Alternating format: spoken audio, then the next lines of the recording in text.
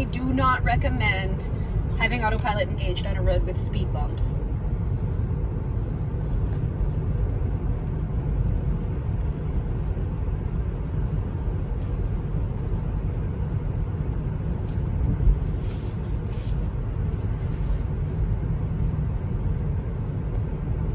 So consistency in standards is another one of Nielsen's heuristics, and that talks about that users should not have to wonder whether different words, situations, or actions mean the same thing. And the designer of the interface should really focus on what the users would expect from, the user's mental model, not necessarily what the company thinks is the best model for the interface. Take those users' considerations into consideration early on, and really design the vehicle around the user and how they feel that it should be developed, not what the company feels. So an example of this, so consistency, everything should mean the same thing. So see here, there's these little lines here. So that means there's more of a menu. So if you scroll up, it's giving you more of a menu. And if you scroll down, there's just more detail in there. So again, here's this little line in the navigation. So you scroll down and there's your expanded menu. So those things are very consistent. The one area I didn't feel was consistent is with the volume. It's really minor, but it still makes a difference. The volume button on the wheel, to control the volume, you would scroll it up and scroll it down. And on here, on the screen on the Tesla, it's showing it going left and right, which is okay, but then there's this volume down here also. There's a volume control here, and again, this one's left and right. So 3 different places for volume is not very consistent, especially when one's up and down and one's left and right. So it's a little nitpicky, but nonetheless important, I think, for consistency and standards.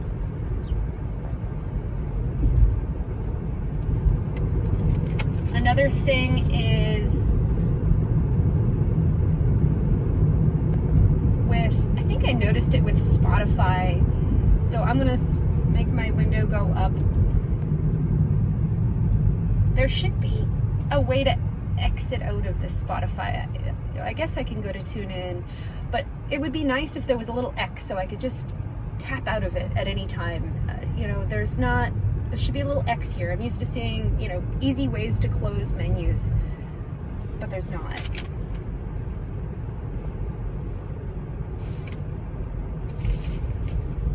Another heuristic that Nielsen talks about is user control and freedom. The user should really feel free to explore the system without getting themselves in too much trouble where they can't easily back out of something they've got themselves into. So a quick escape, an emergency exit, so to speak. With Tesla, they've done that pretty well. However, I did notice a couple of different things. So for instance, I'm gonna engage Rainbow Road, and Rainbow Road is in the toy box. If you go to it, it gives you a little description of how to engage Rainbow Road. It says push the gear stalk down 4 times when auto steer is engaged, and the road is turned into a giant rainbow. Fantastic, that sounds like a lot of fun. Let's go ahead and do it. So I'm going to turn this 4 times down. 1, 2, 3, 4. There we go, there's the Rainbow Road. So that's pretty fun. Yeah, a little colorful. The Blue Oyster Cult song playing in the background. The Will Ferrell banging on the old cowbell there. Neat. But now I've got a super important call coming in. I need to shut this off. I X out of the screen. That didn't work. I disengage autopilot. That didn't help. The Rainbow Road went away, but there's still volume in the background. So let me try this. Let me try to adjust volume up and down. It doesn't adjust the volume of the cowbell. It just keeps going on and on and on and on. And there's really no quick way to undo that action, and whether Tesla thought that would just be funny and they did it intentionally is one thing, or just maybe it was overlooked. But there should definitely be a quick exit on that. It's not, it's definitely a violation of that heuristic.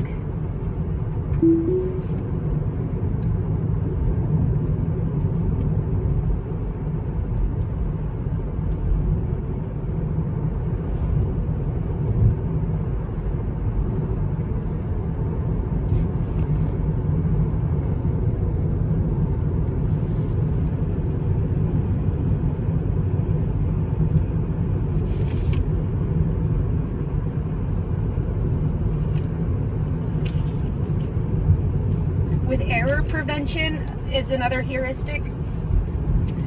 I think it's really important to have error prevention in a moving car. Obviously safety is the number one priority. So it would be really important for the user to know whether they're going to commit to an error before they actually commit to it. So there should be a forewarning. And for example, in the Tesla, sometimes if my garage the air conditioning is on and I go out and it's 90 degrees and super humid, all of the cameras will have fog on them and will be blocked. And it'll give me an error message here saying, hey, one or more of your cameras are blocked. Your autopilot features won't function appropriately. So giving you a warning, don't put it in autopilot until that fog is dissipated because it's not safe to drive. I think that's very important. Where there might be a violation, and this is again one of those nitpicky things, but I was driving on the road one day and I said, you know what, it was when I first had the vehicle, I was still playing with it, figuring out what did what and the performance of the vehicle. So I said, yeah, I got autopilot on, but now I'm gonna test the limits. I'm gonna just step on the gas pedal and see how fast I can get this car to go. And I went about, I think it was 92, and all of a sudden the big red steering wheel came up, take over immediately, chimes were going off, things were flashing all over, and what the car was telling me is you've committed a no-no to the car. They don't want you to drive over 90 miles an hour while autopilot's engaged. So there was no forewarning. All it did was shut autopilot off and make me take over control of the vehicle. And I get it, you know, safety's important and you shouldn't be violating those rules, but there was no warning. It doesn't say anywhere that if you go over 90, autopilot's going to shut off and you need to take over immediately. So that was interesting. And the other thing that happened, if you don't keep your hands on the wheel, so you'll see when I start to go again when I'm in autopilot that these little pop-ups come on saying, you know, make sure your hands are on the wheel, make sure your hands are on the wheel. You can do that so many times and keep your hands off the wheel, but let me show you what happens when I do that. So I'm gonna wait for this. Okay, so now I can engage autopilot. My hands are off the wheel. And we're just gonna see how long it takes and what the car does if I don't put my hands on the wheel.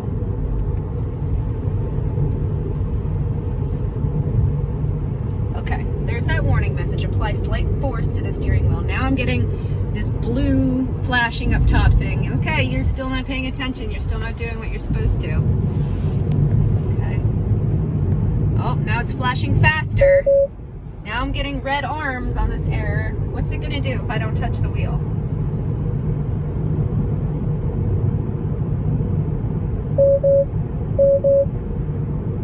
It's getting faster and faster.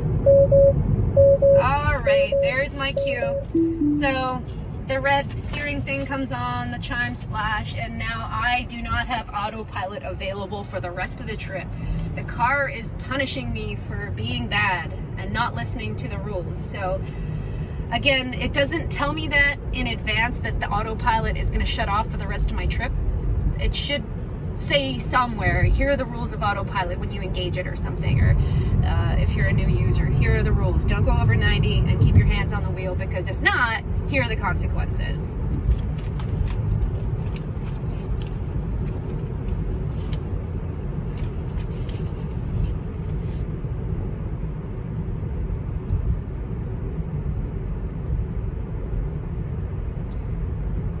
One of the other heuristics that Nielsen talks about is help and documentation. So if the user's lost, they want to find something but they can't, they've gotten into a menu and they're looking for it and they can't find it, there should be a way to get help of how to perform a task or how to find a feature that they want to use. There's a couple of different great help and documentation within the Tesla. I'll show you, for instance, if I'm a new user, I've never been in this car before and I want to adjust my driver settings, I want to adjust the mirrors and the steering wheel to my height, then I would go to the driver icon and then immediately the quick controls come up. That is the very first option. So I think that's important, because as someone gets in the vehicle, they want to be able to make these adjustments, because there's really no buttons. Actually, there's absolutely no buttons on the door for the windows or the steering wheel. There's no buttons on the steering wheel for the steering wheel. So it's really not intuitive. But in this case, if you just click mirrors most people would know, okay, that's probably to adjust my mirrors. It not only gives you a visualization of how to adjust the mirrors, it also gives you this little descriptor here, which I think is really helpful. The same with the steering wheel. There's your little descriptor telling you how to adjust the steering, and here's the visualization of how to do it as well.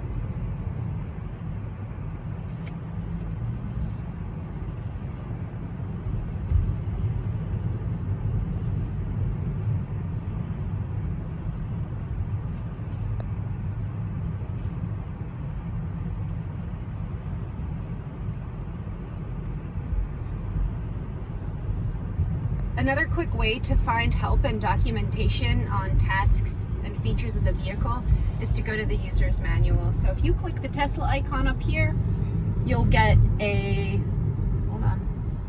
owner's manual. So tap the owner's manual.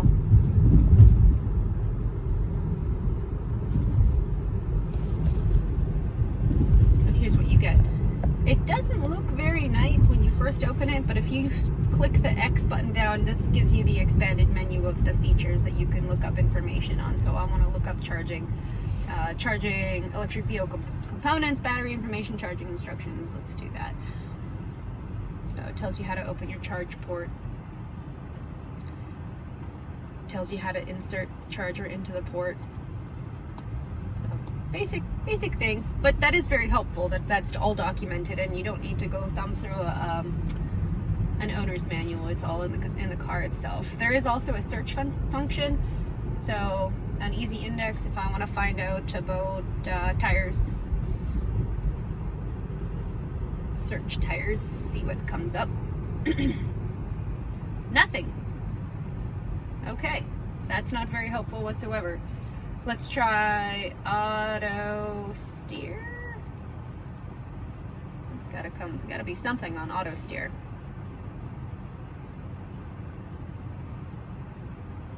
Did I spell it correctly? Yes. Well, that's not very helpful whatsoever, is it? Interesting. I don't really like that. Maintenance? Okay, so maybe the search function isn't very robust. Nonetheless, you still have most of your information that you would need here. The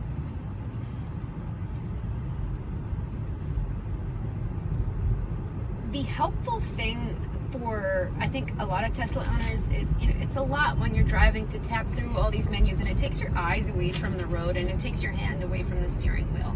So there should be a quick function through maybe voice command. So I should be able to push my voice command quick button here. Tell me about auto steer. And it didn't listen, and it's setting my climate control to auto. That's not what I wanted to do. I wanted to find out how I would engage autopilot. Let me try that one. How do I engage autopilot? This command is not available. So that's definitely a violation of help and documentation. There should be a quick way for drivers not to have to take their eyes off the road and thumb through menus. It should just be a very simple personal assistant. It should be better natural language processing to figure out what you're trying to accomplish and help you accomplish that goal. Also, when I do an over-the-air update, I usually do it overnight when the car is parked and charging, because it doesn't interfere. I'm not planning a trip at that point in time. And when I get in the car in the morning, it's usually on my way to work, and all of this information is splattered on the display about the information the upgrade did, or the update did. Tells me, you've got a new game, here's the upgrade to the navigation, so really, if you really want to understand what it did, it's a 10-minute read, and a lot of people don't have 10 minutes right when they're on their way to work to read through all that, but that's the only place it's displayed. So in order to start driving, you have to X out of that update information, and that's it. That's the only opportunity you really have to review it. It should really be sent in an email in addition to in your vehicle. I think that would be helpful.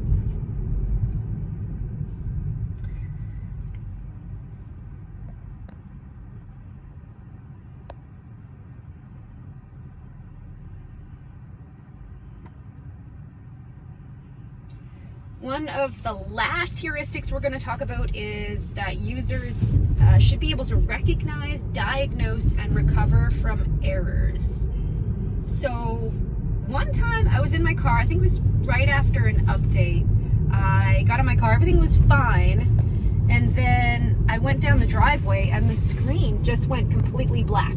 I was still driving, but there was absolutely no interface available for me. It was just a black screen, which felt really odd because you don't know how fast you're going, you have no information whatsoever other than you're just driving the car like you will be driving any other vehicle. But there was no place anywhere to tell me how to diagnose that error. How do I overcome that? So what I had to do is park the car. Of course, this is on my way to work, and a limited time available. Google black screen on the Tesla Model 3, how do I overcome this? And it told me to do a hard reset. So pushing down for 5 seconds on both the steering wheel controls while pushing the brake at the same time. So not intuitive whatsoever. I had no idea how to do that, and it took about 3 or 4 minutes to actually get things back up and running. So that's definitely a violation of the diagnose, recover from errors heuristic from Nielsen. So I've discussed all 10 now. Actually arriving at work, so it was pretty good timing. The other features that I kind of wanted to just talk about were some fun things, and I think that, timing wise and the amount of clicks to get to certain things, Tesla's done a really good job on, while other things could be more intuitive, and I do have some suggestions.